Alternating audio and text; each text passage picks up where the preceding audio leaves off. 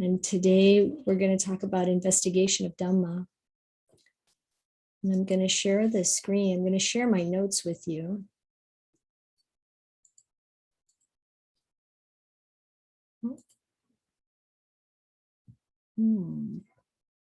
Hold on a second.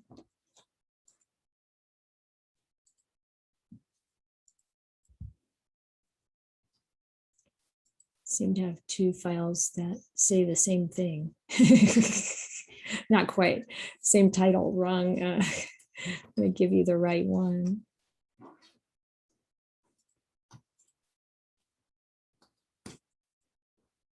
So the request for a topic was for investigation of Dhamma. And how do we do it? Because I've talked about reflecting on the Dhamma in different ways, and I want to go more deeply into the different ways that we might use investigation of Dhamma, both when to do it and how to do it. And so as you can see, these are my notes, so you can I'll explain as we go. I mean, why do we want to investigate the Dhamma?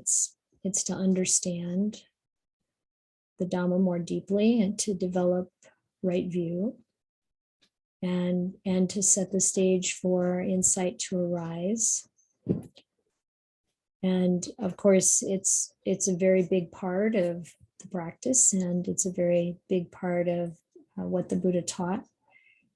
So in thinking about the different times that we would investigate Dhamma, I came up with these 4 kind of times. And, there are lots of examples in the suttas of different times when the Buddha or other practitioners would investigate the Dhamma and have great insights and make good progress in their understanding.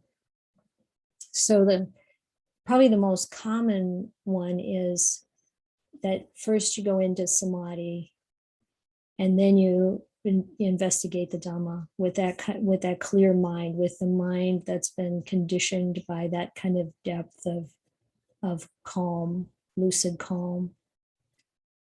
And then there are also times when it works the other way, when we investigate Dhamma in order to enter samadhi. I'm going to talk about each of these in more detail with examples. And then there's a question, like, how does the investigation go? Is it happening in samadhi? And where might we see evidence of that in the suttas? And then what about investigating when we're not meditating? We're just doing whatever we're doing in our daily life. So let's start with this, what are some of the ways or some of the examples we have of really doing the investigation of Dhamma after we have been in samadhi. And here's an example from the Majjhima Nikaya, number 52. The man from the city of Attaka. And I just pulled out the section that really addressed this. And he's talking about, someone, a practitioner, being secluded from sensual pleasures, secluded from unwholesome states. So the mind has already dropped the hindrances, and you enter the first jhana. So you're putting your attention on your meditation object and you're holding it there. That's what the applied and sustained thought is about. And then you're feeling the joy or the other kinds of sensations in the body and the happiness in the mind that come with that kind of seclusion. So piti and sukha, that's what rapture and pleasure are. And the highlighted bit, I think you can see all this, right?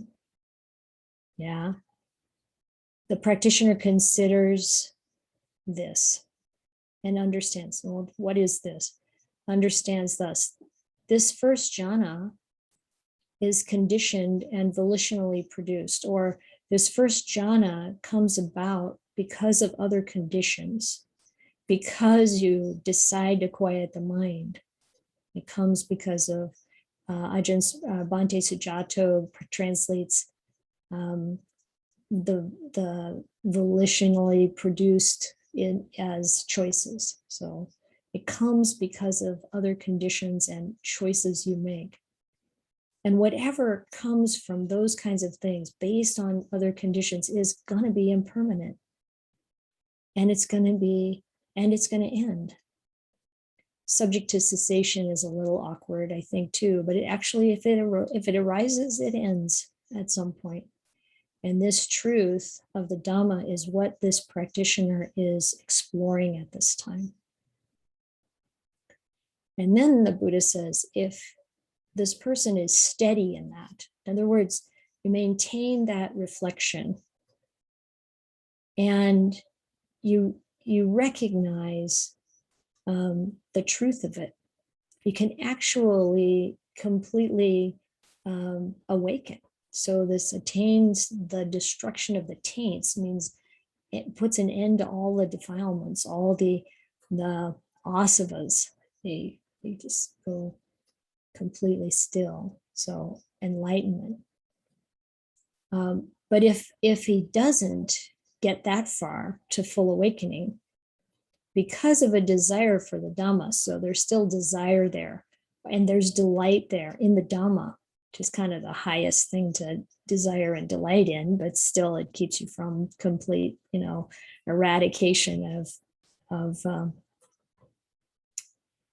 the defilements. Then with that destruction, it destroys what the lower fetters. There's no more desire or ill will. There's no more doubt. There's no more, and thinking that certain kinds of procedures or rituals will bring you sustained happiness and freedom. And you also know that there's no self in this collection of khandhas. So then, the rebirth is as a non-returner in the pure abodes, and there realizing final nibbana, attaining, as it says here, final nibbana without returning from that world. Now, what's interesting in this sutta is that the Buddha says this about the first jhana, and then he goes on to say it about the second, third, and fourth jhana, and each of the Brahma Viharas, and each of the four immaterial states. So the higher, like the base of nothingness, and those up to the base of nothing. Those are the four immaterial states. So whatever level of concentration or immersion one experiences, they can still do this reflection and awaken. And so this is an interesting point. And there's a note here that I pulled out of the translation by Bhikkhu Bodhi. And the note, or Venerable Nyanamoli and then Bhikkhu Bodhi, this note, explains very clearly, this passage explains a method for developing insight preceded by serenity. So samadhi first, serenity first, immersion first, you can call it out, any of those things, and then insight, then investigating the Dhamma and experiencing insight. But they say something interesting in here that I'm going to go into a little bit more later. Having first attained a jhana, the meditator emerges from it and contemplates that state as brought into being by conditions, particularly volition. Now, the interesting part of that is, I think that's primarily commentarial, that you have to emerge from the state. You don't see that in the text. It just says you're entering and abiding in the first jhana, and then considers this and understands it. So that leaves a question. Can you investigate while being in samadhi? We're going to talk about that a little bit more later. I'm in Majjhima Nikaya, Middle Length Discourses number 64 has another similar kind of example where the Buddha talks about how to practice to abandon those 5 lower fetters that we saw earlier are abandoned. And he says here, seclusion from acquisitions with the abandoning of unwholesome states, with the complete tranquilization of bodily inertia, bodily movement, secluded from sensual pleasures, secluded from unwholesome states, you enter and abide in the first jhana. And in this case, he talks about exploring the khandhas and seeing that they are impermanent suffering, a disease, as a tumor, as a barb, as a calamity, as an affliction, as alien, as disintegrating, as void, as not self. And it doesn't say you have to come out of it, but you're noticing what exists there. So you turn your mind away from those states and direct it toward the deathless. That this is peaceful, this is sublime. This is the stilling of all formations, the relinquishing of all attachments, the destruction of craving, dispassion, cessation, nibbana. And again, the same kind of text, if the person is steady in that, keep reflecting on that, keeping it in mind, examining it further, then enlightenment, or if not enlightenment, because there's still desire, a vestige of desire and delay, non-returning. So these are a couple of, and then this sutta also goes on to talk about the remaining jhanas and immaterial states in the same way. And I find this encouraging. I think this is one of the reasons there's kind of a debate about, how deep does samadhi have to be to awaken? I think the best way to end that debate is to do it. Do it and report back. Now, what about the other way around? Okay, so one thing that we know about using investigation as a way to improve our meditation is by looking at the 7 factors of enlightenment.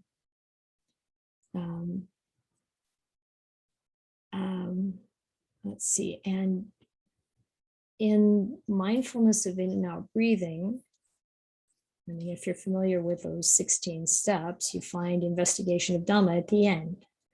So it's again in reinforcing that idea that you build up the tranquility of the body and the tranquility of the mind, and enter samadhi, spend time in samadhi, and then you do the reflection, investigation of Dhamma. However, when it gets to the end of that discussion or that Buddha's teaching on mindfulness of in and out breathing, and he starts to talk about the 7 factors of enlightenment, this is what he says. How are the 4 kinds of mindfulness, or those 4 applications, body, feeling, mind, and Dhamma, developed and cultivated so as to fulfill the 7 factors of awakening? So whenever a mendicant or a practitioner meditates by observing an aspect of the body, at that time their mindfulness is established and lucid. So that's any of us. When we're observing an aspect of the body and our mind becomes really calm and clear, at that time the mendicant has activated the awakening factor of mindfulness. So that's the first factor of awakening. You have to have mindfulness before you can really make progress with anything. And then they develop that and they perfect it. Then he goes on to say, as they live mindfully in this way, they investigate, explore, inquire into that principle with wisdom. So right away, you just have mindfulness, and then you start investigating. At this time, they've activated the awakening factor of investigation of, here the translation's principles, it's Dhamma, and they develop it and perfect it. And then it carries us into the third factor of awakening, which is energy. So investigating the Dhamma with wisdom in this way, their energy is roused up and unflagging. At that time, a practitioner has activated the awakening factor of energy, and they develop it and perfect it. And then it goes on through the other awakening factors: rapture, tranquility, immersion or samadhi, and equanimity. So here samadhi comes later. And investigation helps us to work up to samadhi. And then the equanimity at the end is another wisdom factor. So this is where more insight can arise. It can really at any time. So in his Dhamma Talk, so let's see. I'm going to go back up here a little bit. Sorry, don't want to make you dizzy. In this Dhamma Talk that Ajahn Mahabua gave, Wisdom Develops Samadhi, he's also looking at how we use investigation to develop our deeper meditation. And I have the little booklet right here. This was the first talk, actually. It's called Wisdom Develops Samadhi. I'm sure you can find it online.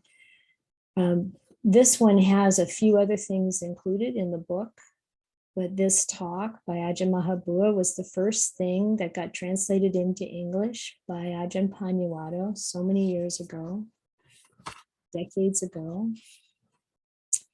And because wisdom develops samadhi is a little bit like turning things upside down, according to a lot of probably very much commentarial material and other ideas about how you have to have samadhi first.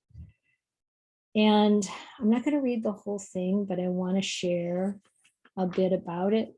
He starts out by saying, sometimes it's easy to get into a calm state in meditation, and that's really what we're trying to do. Tranquility of the body and tranquility of the mind. But sometimes the mind is restless and busy, and we can't get it to settle down. And he said, then you can use investigation of Dhamma to bring the mind to focus. And he uses this great simile. He said it's like having trees that you want to cut down. So this is really applicable for us here at Karuna Buddhist Vihara, because we know this, and we can see how forest monks know this pretty well, and the people that they talk to there living in kind of in the country, but I hope that it makes sense anyway to anyone. So he said, in a place where there are few trees and each one is standing on its own, if a person wanted to cut one down, they could do so and make it fall where they wanted it to fall. So you can picture that. Then he could take it and use it as he wishes with no difficulty. But if they wanted to cut down a tree in a forest where its branches are entangled with other trees and or poison oak, they just kind of like want to totally wrap around these huge trees and cling to everything, then you may find it difficult to fell the tree and to make it fall just where you want it to go. And that's certainly true. If it's going to fall and it's going to hit other trees, or it's already entangled in other trees, and you got kind of a mess. So the woodcutter must use his wisdom and examine carefully to find out what is entangled with the tree. And then by cutting away all the entanglements, he could fell it just where he wanted and use it however he wished without difficulty. And then Ajahn Mahabua goes on to say, all of us have characters which are comparable with these two trees. For some types of people do not have much in their environment to burden them and act as a drag on their minds. When they use only preparatory meditation, like like they're reciting Buddha or Dhamma or Sangha, or they're just observing their breathing, then the mind is able to become calm and peaceful and drop into a state of samadhi. This becomes the basis for the development of wisdom. It enables them to go ahead with ease, which is called samadhi developing wisdom.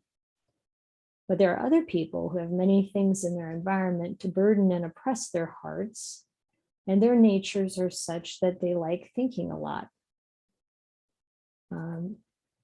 I think I can cop to that.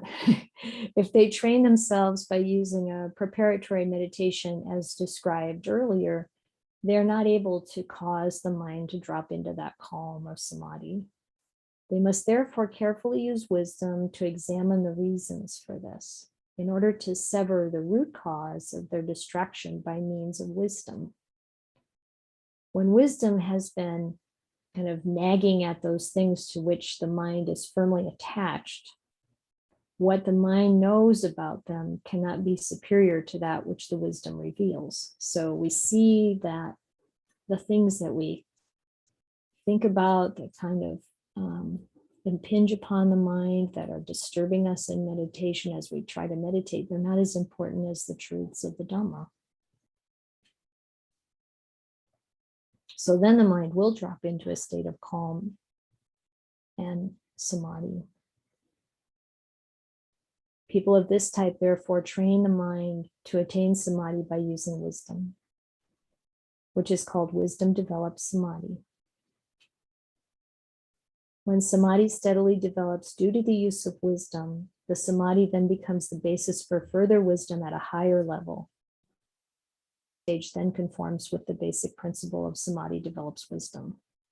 So this is why we see it kind of woven, this investigation of Dhamma woven through the practice and through life.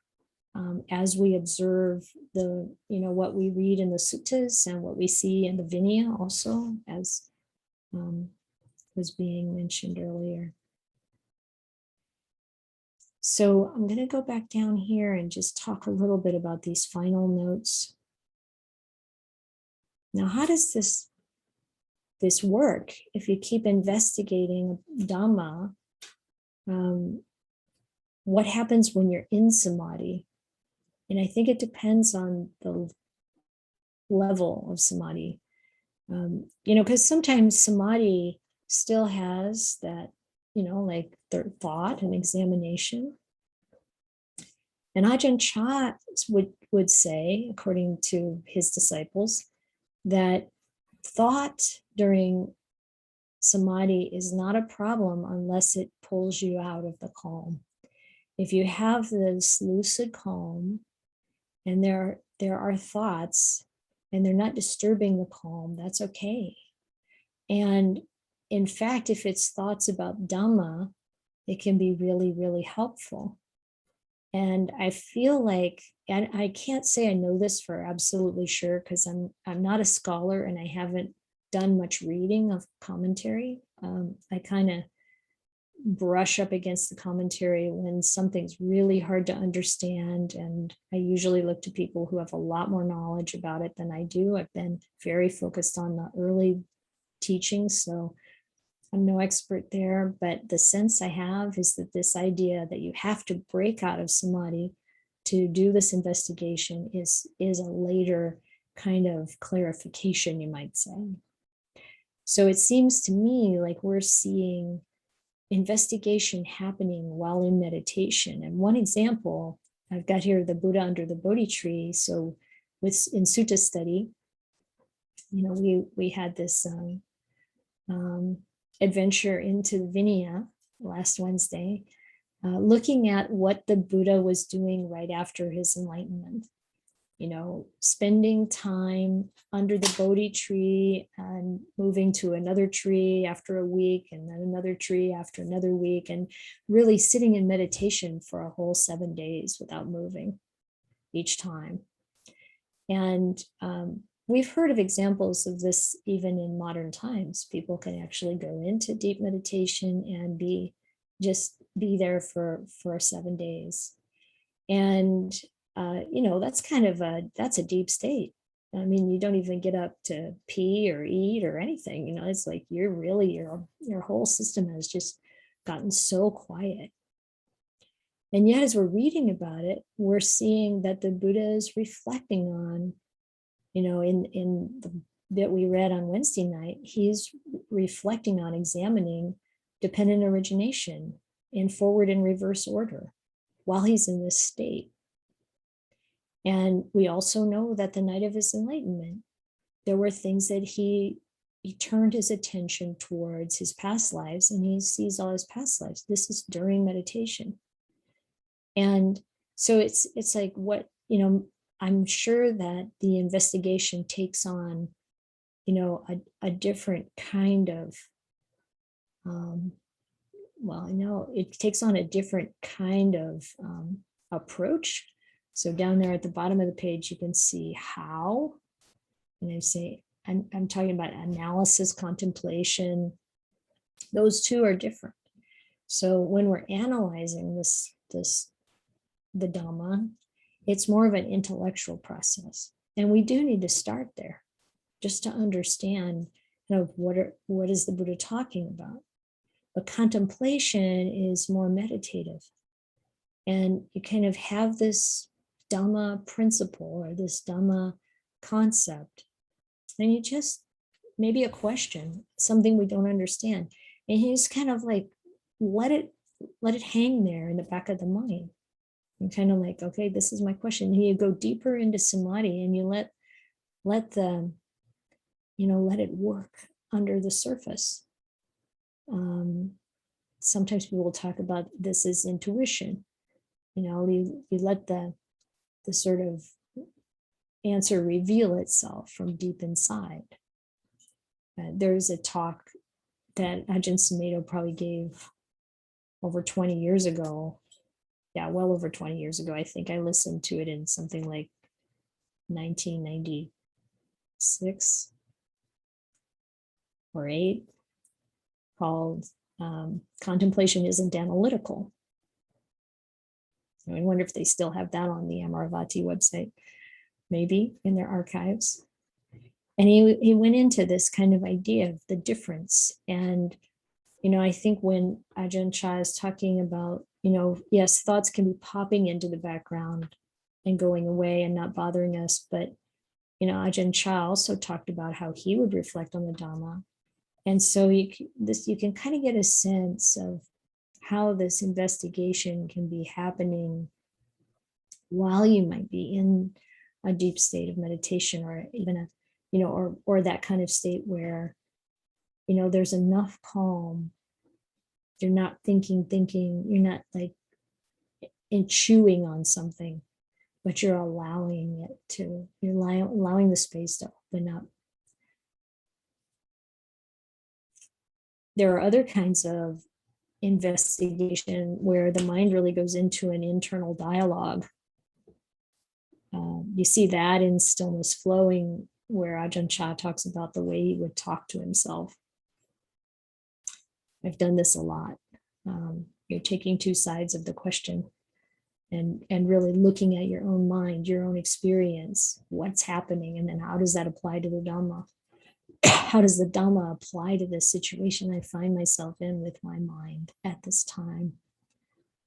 And then there's always also this, if the mind has trouble settling, we can give ourselves the Dhamma talk we need at the time.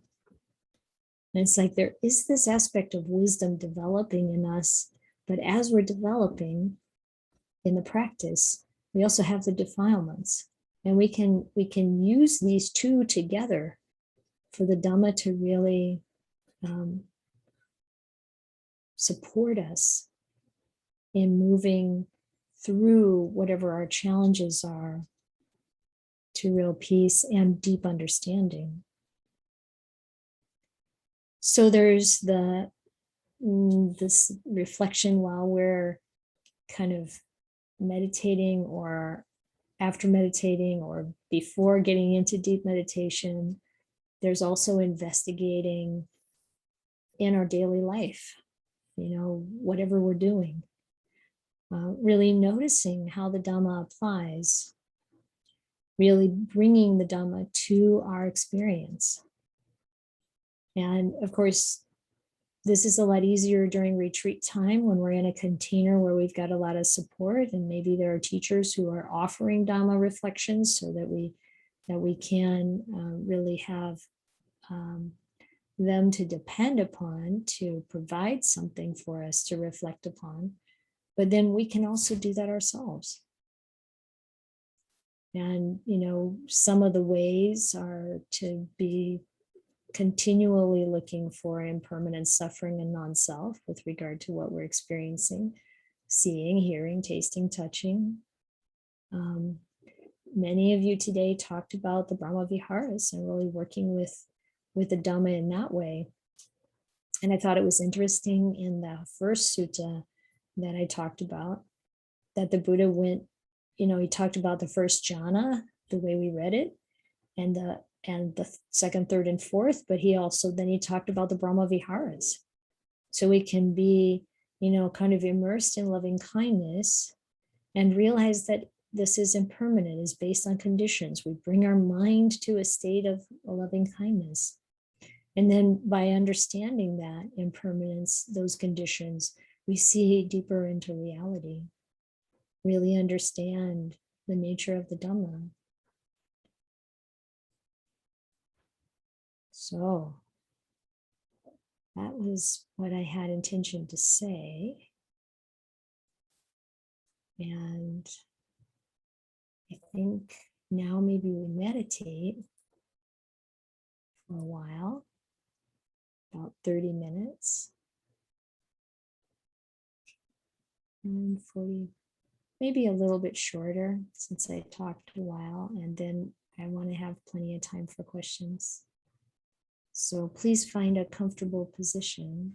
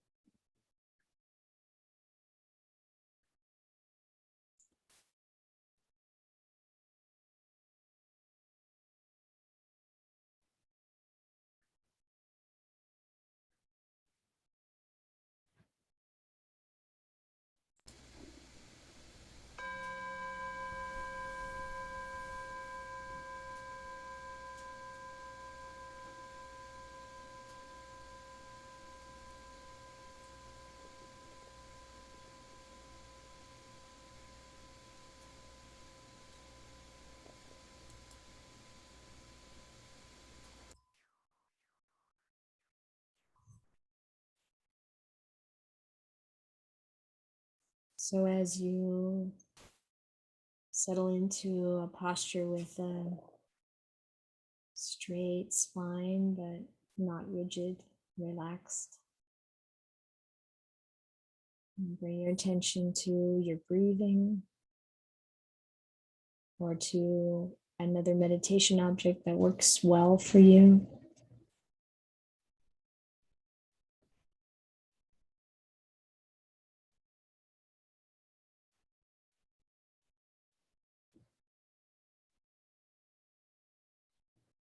We can begin by noticing the state of the mind.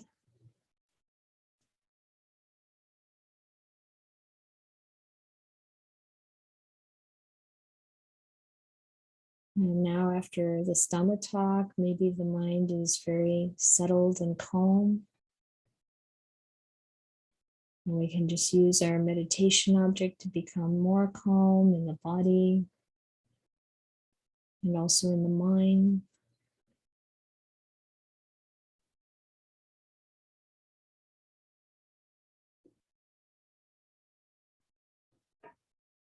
Really sort of resting in deep peace, a pleasant feeling. The more we focus on our meditation object, the more that pleasant feeling arises.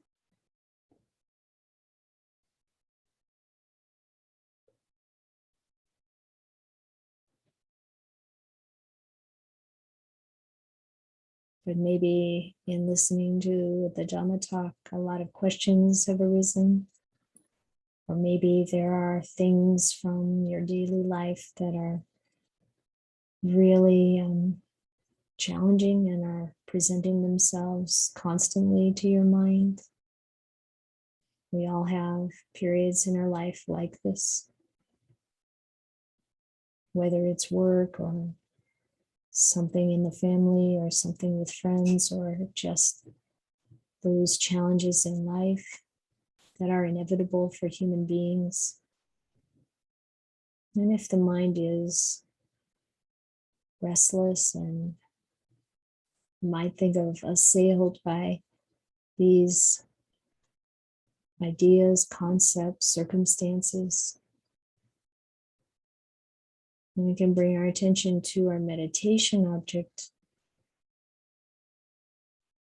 but also a reflection on the Dhamma that helps us to bring our mind to a point of attention on something that's true, reliable,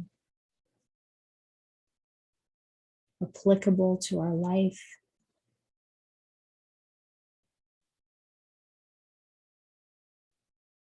And oftentimes that could be the acknowledgement, the recognition of impermanence.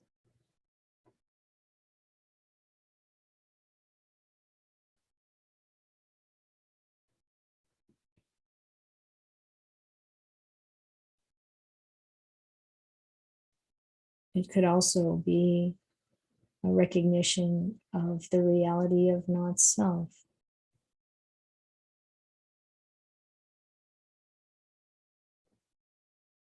Or sometimes the most obvious thing to put attention on is the dukkha that we experience, the suffering, the discontent, the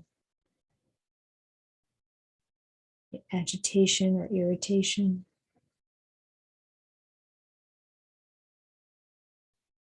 Any of these three avenues can bring us to a deeper understanding of reality.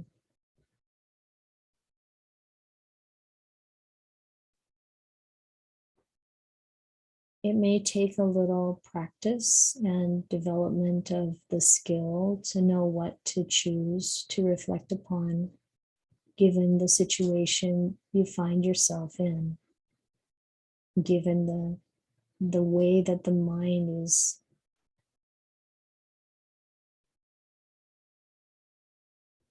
situated at the moment, the state of the mind. Sometimes the Dhamma reflection just is so obvious and presents itself.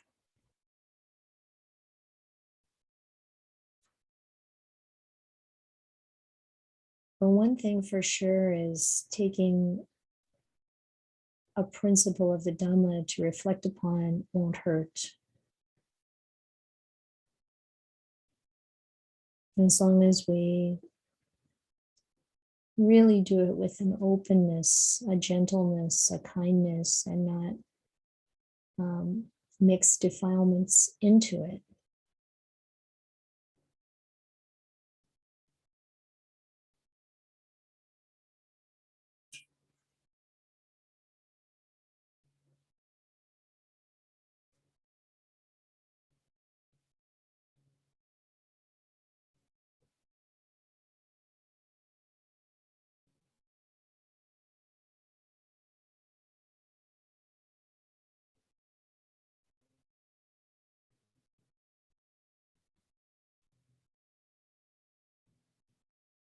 We might reflect on causality.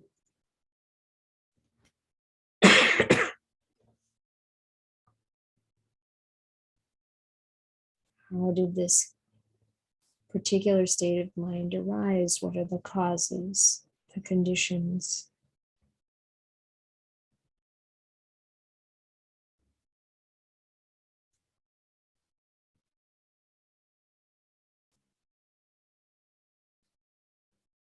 This can help us see the impermanent non-self nature of our thoughts, our feelings, our experience.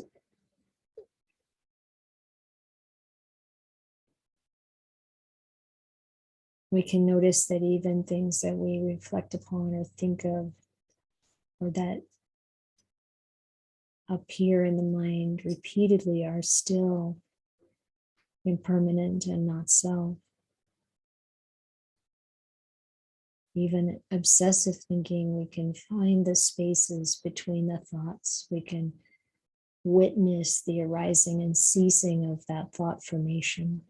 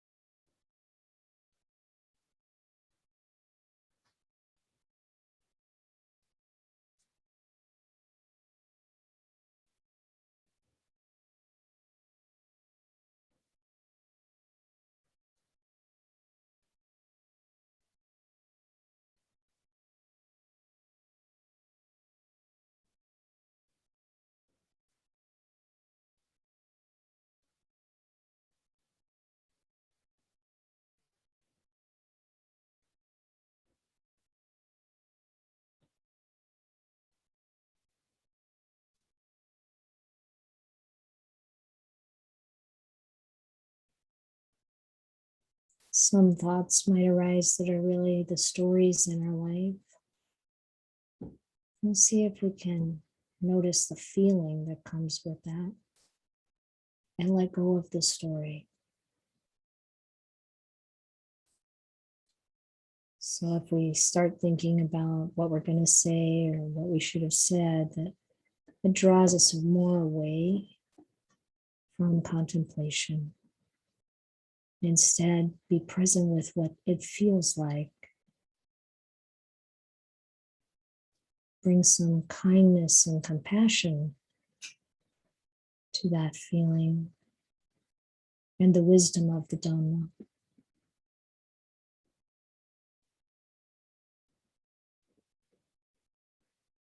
What Dhamma principle really applies here in this particular experience?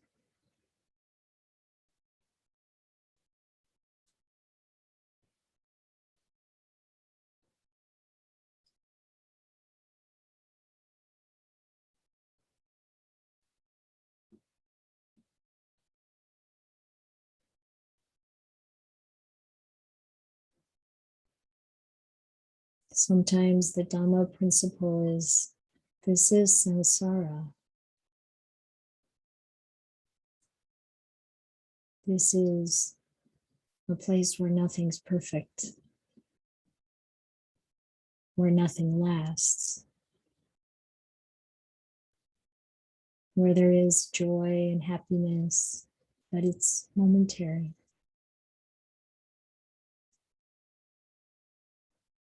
There is pain and suffering, and that's momentary too.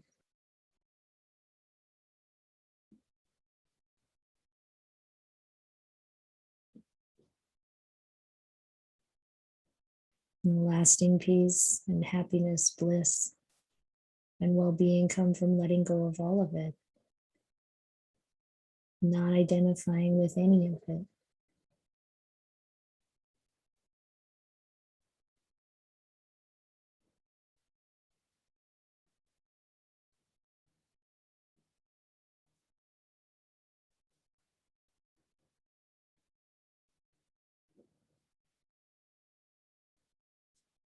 If this happens in a genuine way that opens up to a vast kind of loving kindness, caring, compassion, when it's done through reflection on Dhamma.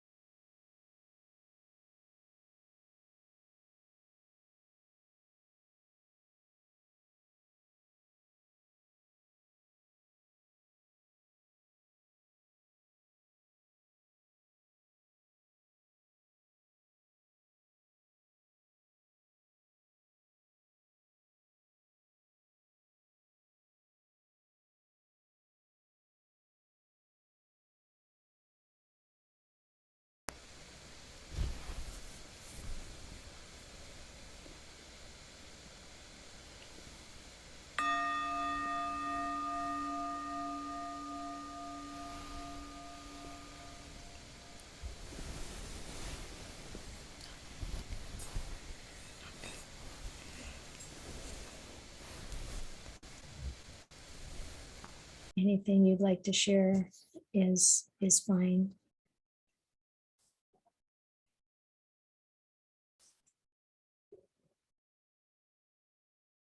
Yes, Linda. I just have a question about something you said right at the end of your talk, and I just didn't get it. I didn't understand it. When you were talking about investigating in daily life, and you mentioned impermanence, suffering, non-self, but then you said something about the Brahma Viharas, and Mm, I just didn't get what you said. mm. Does anybody remember what I said? I mean, investigating the Brahma Viharas in the same way, like what the Buddha, if you read the sutta, the first one I started with, which I think was at 64, maybe, or that was, I don't know, I'll have to look back at my notes. But the first one where the Buddha actually goes through, maybe 52, the man from, uh, yeah, I think it's 52. Anyway, if you look at that sutta and you see the Buddha apply that same formula to the Brahma Viharas, then you bring or you experience the Brahma Viharas in your daily life with regards to things that are happening. But then you also see their impermanent nature, their conditionality. And so, the Buddha is just constantly trying to encourage us to see that. Our minds want to make things permanent that are impermanent. And it wants to make things that are actually dukkha into happiness, and actually not self into self. So these are the things that we want to keep coming back to see the truth. I think that might have been it. And Yeah, and that did clarify the part I didn't get. And then one other uh, the same type of question. You mentioned that very old talk by Ajahn Sumedho, and it may or may not be available to listen to. But what was the name of it again? contemplation isn't analytical. Okay, all right. Yeah, Thank you. you're welcome. Neil? Um, I don't want to say too much. I had an interesting experience in the meditation, and I just sort of want to ask a yes/no question. A phrase came into my mind that I found very powerful, and the phrase was, "Everything is impermanent except the deathless." And I just wanted to know, before I start working with that going forward, if that is actually a true statement. That is a true statement. Thank you. That's all I needed. Yeah. Yeah. Sabe Sankara Anicca. All sankharas are, all conditioned things are impermanent. Sabe Dhamma Anatta. All things, even the deathless, are not self, but the deathless is impermanent. I mean, permanent. Sorry. Yeah. Joyce?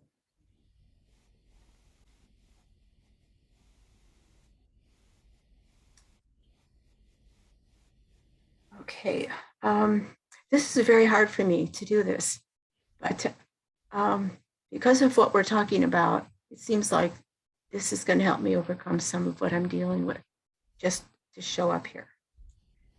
So I feel like I'm going to cry, but I'll try not to. It's okay. So what I've been looking at really closely is I don't know where this came from. I think I was looking at secession, but then I got into what dukkha is. Really wanting to look at what dukkha is, because there's a very strong sense that dukkha is something wrong. Mm-hmm. I came across something that really clearly said it's not about anything being wrong. This is just describing the way things are. And that there can be emotional reactions and whatever to what's happening, but not to be seen as something wrong, because we're living in a world of impermanence. And I had to read this over and over and really contemplate it. And I just found that just enormously helpful. And then I was really happy that you used the word asavas, because I heard a talk many months ago about the outflows and the inflows. And I was very intrigued by it. And that's what you're describing. That's what the asavas are. We call it taints and all sorts of things. I've really been looking at that and really looking at these very subtle thoughts that are telling me who I am and who I'm not. And they determine how I behave in the world very strongly, like my fear of even talking in these groups. It's self-doubt for me. I could go and name some other things, but I'll leave it at that. And I've had that my entire life. It was taught to me early on, but it really felt like truth. And I'm really glad to be learning it now. It's hard. Mm-hmm. So I happened to read something that Ajahn Chah said about, I think he said something like, beware of bad mangoes. He's referring to these thoughts, these assumptions, these views, these deeply seated views from our conditioning and what we were told. We're just these tiny children without the ability to think. We accept it and we live it out for our whole lives. And what's really hard for me is, he says, beware of the bad mangoes, but then to choose the nice, ripe mangoes. And that is really, really hard for me. And I think my practice of self-compassion, and I have these phrases written down. I can't remember them. Cannot remember them. This is so deep. It just come. Those thoughts, those conditioned thoughts. So the one I'm trying to just remember is like, may I be filled with compassion for myself, and actually just actively just say, thank you for sharing. You've helped me. Goodbye. May I be filled with compassion for myself.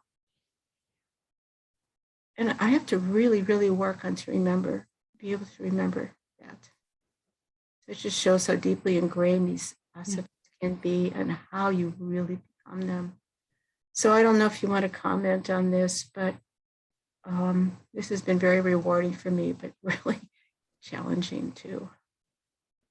So yeah, I think my only comment is that what you've shared is really profound. And I know that we have all of our version of it in a way, and this is the human experience. So, and the other thing is, when we look at this experience, this deeply ingrained patterns and the work that you're describing, that you're doing, that this placed in a broader context is so valuable, so important.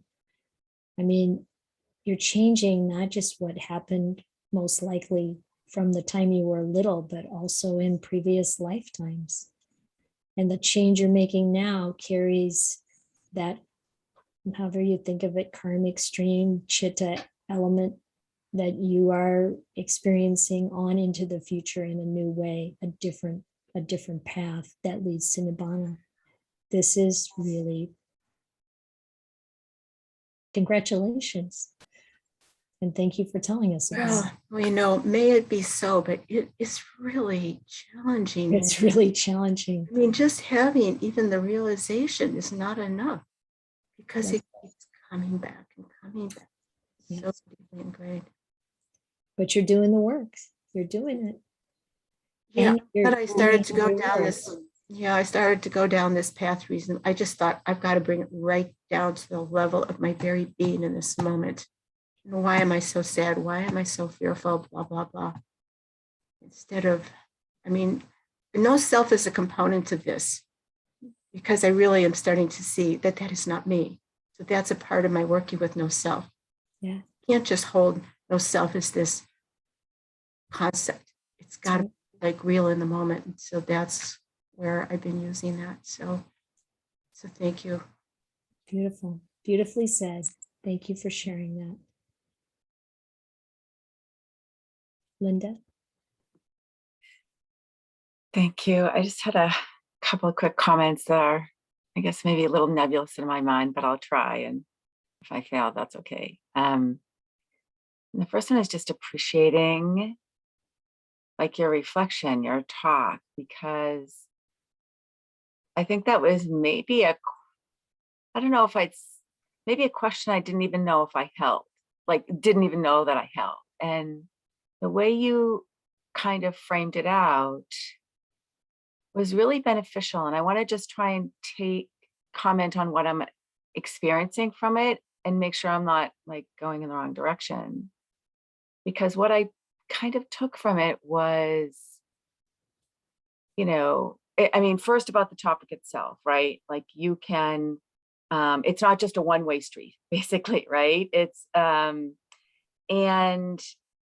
that was helpful. And what I took from it even farther, I think, a lot of times, like I understand different ideas at different levels, and then sometimes it's hard to bring it all together, right?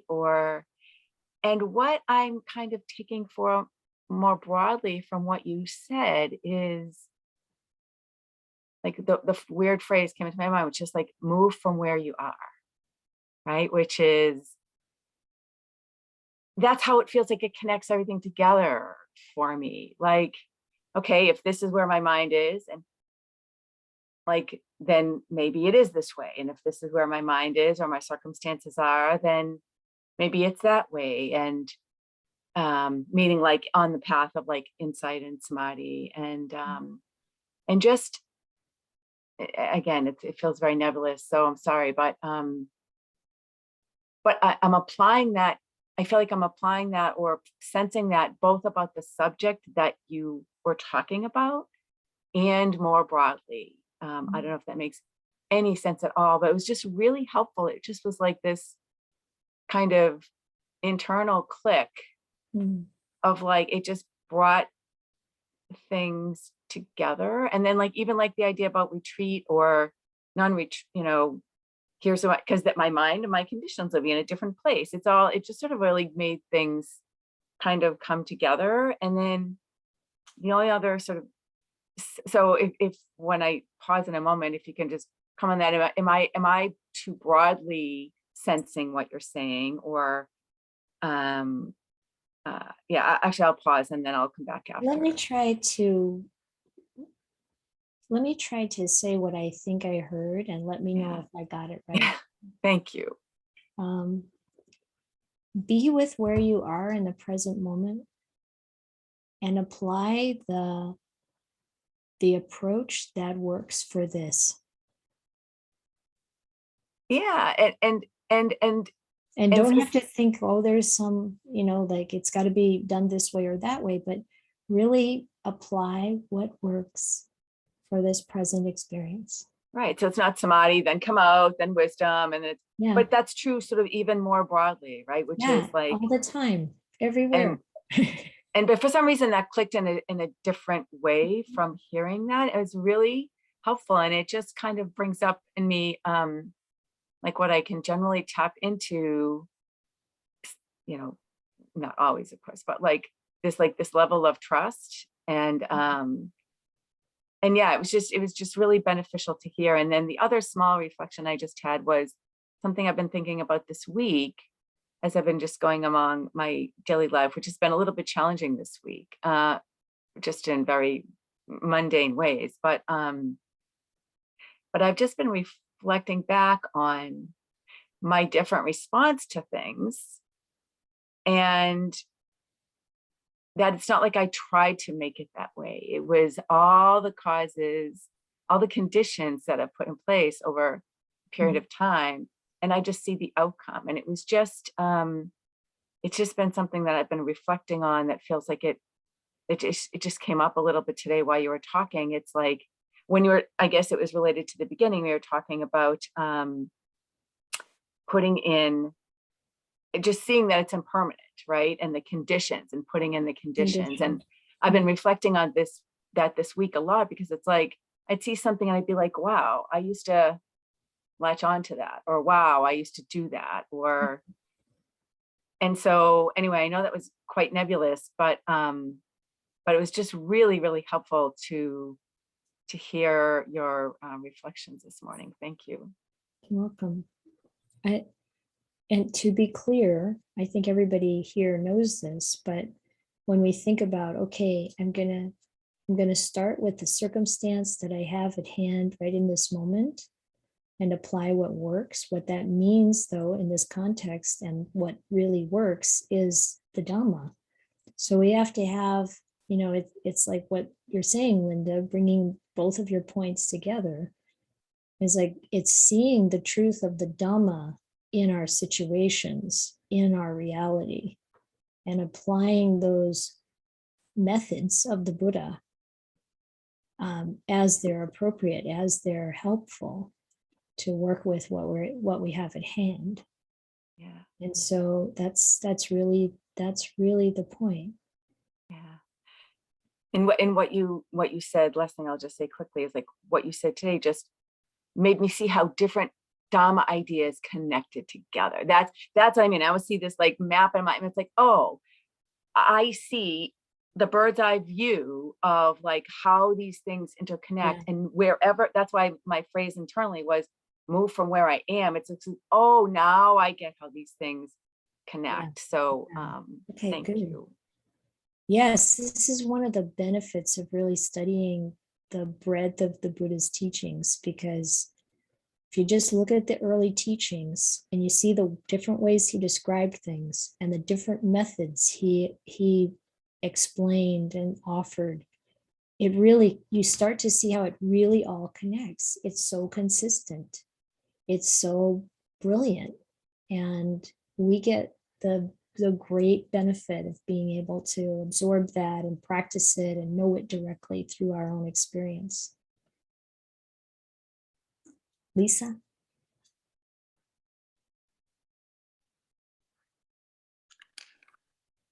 Yes, this is such a great topic, first of all.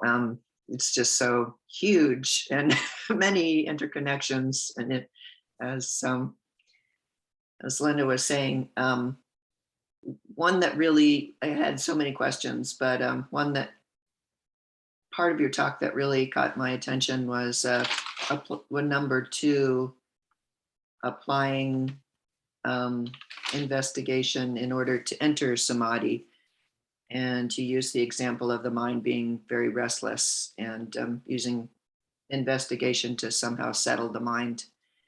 And my immediate thought was, well, sometimes my mind is restless and I can see how that might work.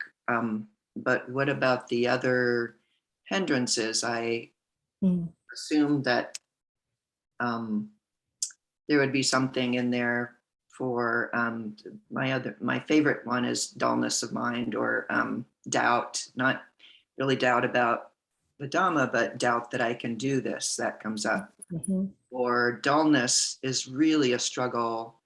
I can't see how I could use some investigation maybe before meditation.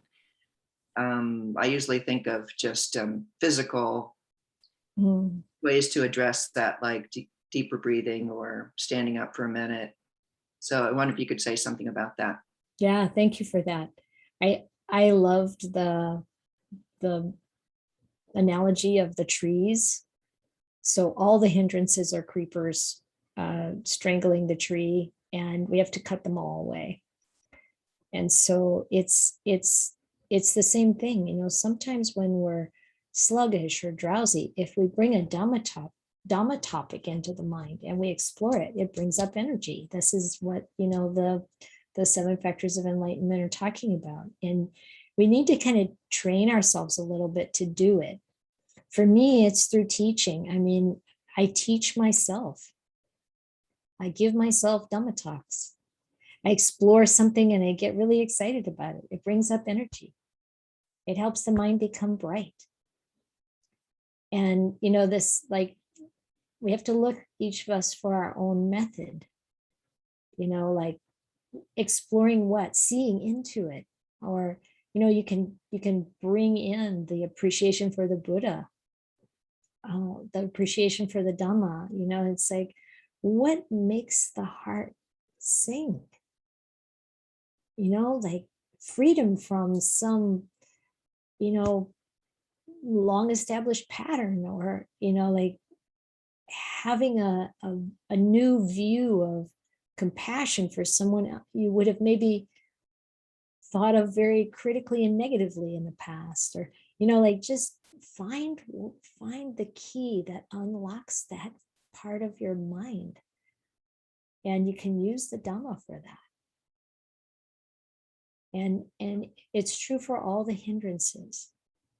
I mean, when there's doubt about whether we can do it, the Buddha said, look, if you couldn't do this, I wouldn't be teaching you this. You know, it's like, you're coming to these programs, you're investigating the Dhamma.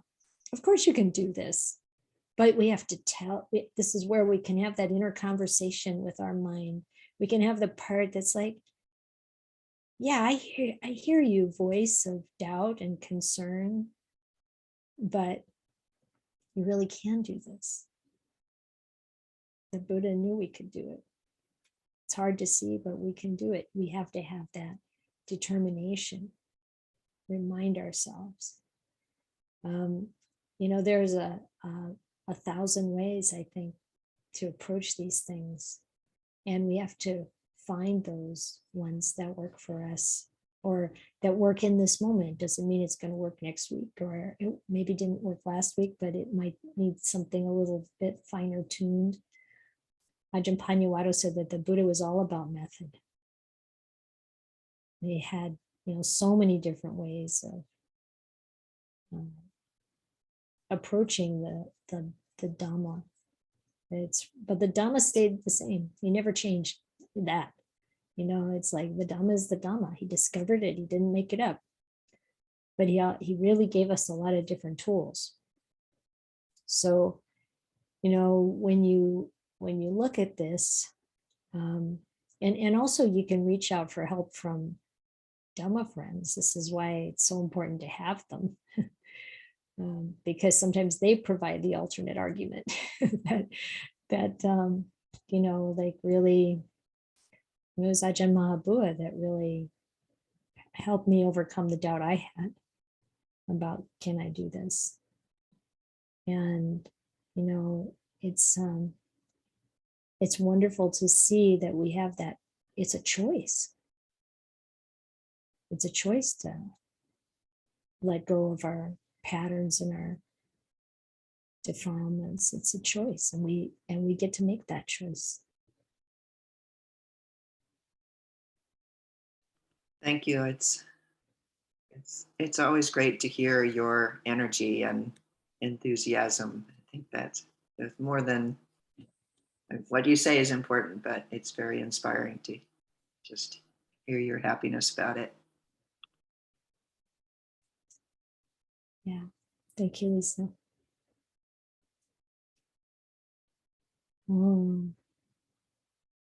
Yes, 2007. It's on Dharma Seed. Ha, great.